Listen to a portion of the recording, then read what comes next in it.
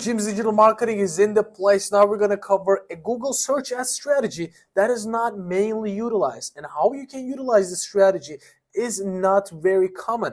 We're going to go into the Google Ads platform right now. And before we get into it, if you're watching this video right now, please don't forget to subscribe and share with a friend because you're going to learn a lot, guys. All right, so what is the main optimization that people do? People get into the campaign and they just go into the ad groups and look at the keywords, right? So they adjust the keywords, look at their quality scores, look at their conversions, if they're getting conversions. Now we're looking at 1 day, that's why we don't see any conversions.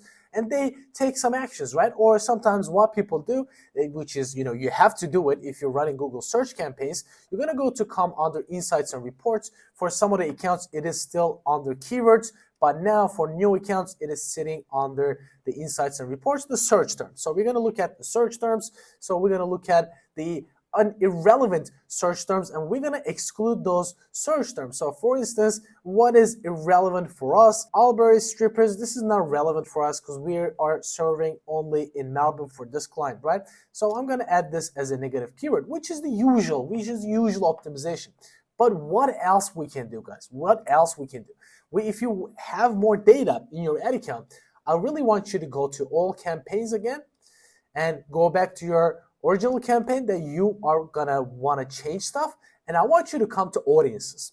So guys, what we usually do, we usually target the keywords, make the optimization on maybe devices and locations. But what you can do in this case is I want you to come to audience segments here. Click on audience segments and click on the campaign. So this is going to give us, this is, by the way, when you click on these and apply this, you're not going to target them, but you will be able to see them time over time, which ones are actually converting. Maybe you discover one really unique and weird audience that is converting like crazy. So click on all of the ones that they come up, which are mainly relevant to your business. So we're going to click on all of these, bam, bam. So we're going to enable everything here that comes up. Or you can enable specific ones as well. You can, let's say, type in shoppers, for instance. They give us the example here. Maybe you type in business owners, or let's say shoppers is good. Shoppers, let's click on shoppers. Value shoppers, luxury shoppers. So you're going to have affinity audiences, in-market audiences. Doesn't really matter, guys. We just want to enable as much as possible that is relevant to our business. Business professionals, yes, enable all of them, bad boys. Let's enable some in-market as well. Cool.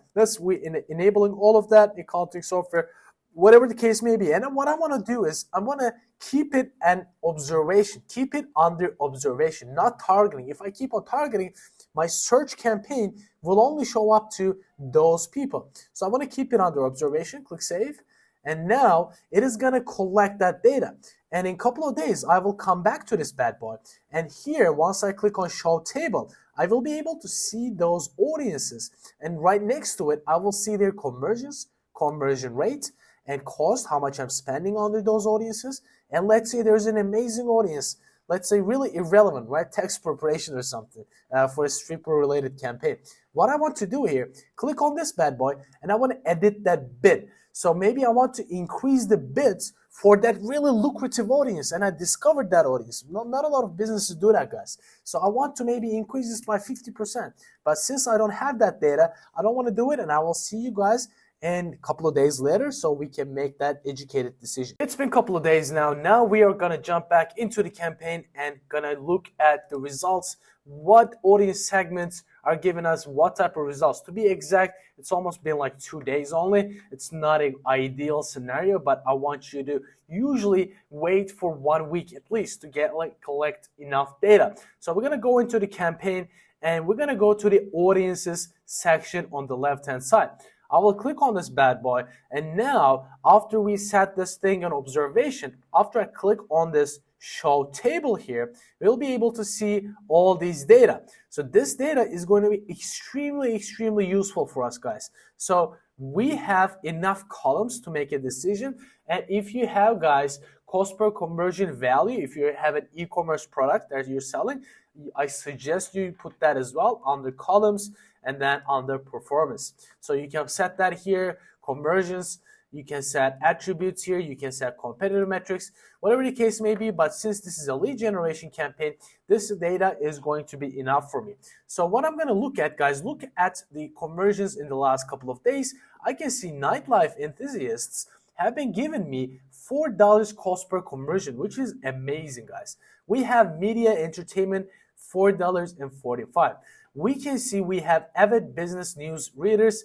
We've been getting some clicks, but no conversions. Trips to Australia. So this could be really good idea and gives me a clear understanding that people who are traveling to Australia are really into that specific service of, hiring strippers and whatnot. This is really, really important. So after you have, let's say, a couple of months of data, if you get an old account, what I want you to do is, I want you to come to add filters. I want you to type in conversions and value this below 1. So you're going to look at all the conversions that hasn't happened, right? So you're going to look at all the audiences that has below 1, meaning 0 conversions. And I want you to look at clicks over 20. So this will enable you to see audiences they've been getting more than 20 clicks but 0 conversions. Guys, we cannot see anything. The reason being is, as I said, it's been only 2 days. So you're going to look at 6 months data, or I don't know, a year data, 2 years data. You're going to see some audiences that you're spending over a year. You have not been getting any conversions, but you've been spending constantly. So if you see those audiences, I will just X out of this and I will show you what you should do. Let's imagine this is the shopper audience, is the audience that been spending a lot, getting lots of clicks, but no conversions whatsoever. You're going to click on this bad boy, and then you're going to click edit, and then here you have change bid adjustment. I want you to click on this, and I want you to decrease this 100%. So if you decrease and apply this bad boy, you're actually telling Google, look, I don't want you to bid on these audiences even if they search for my keywords. This is great because a lot of people are going to be window shoppers, right? They're not going to take action. But if you exclude that audience, even if that people is searching for your keyword, if that person isn't that audience, they're not going to be able to see your ad, which is going to save you ton of money. As I said, you need good amount of data. Let's say it makes sense, for instance, nightlife enthusiasts. I might come in here and then up the bid. For instance, if you have amazing lucrative audiences, you can up this, increase it by 10%. Guys, I by the way don't suggest you increase it more than 20%. It should be 0 to 20. What I usually do, 10 to 15% increases, I do. But when I want to decrease an audience bid, I will usually exclude it completely. Hope this is clear, guys. See you in the next Google Ads video.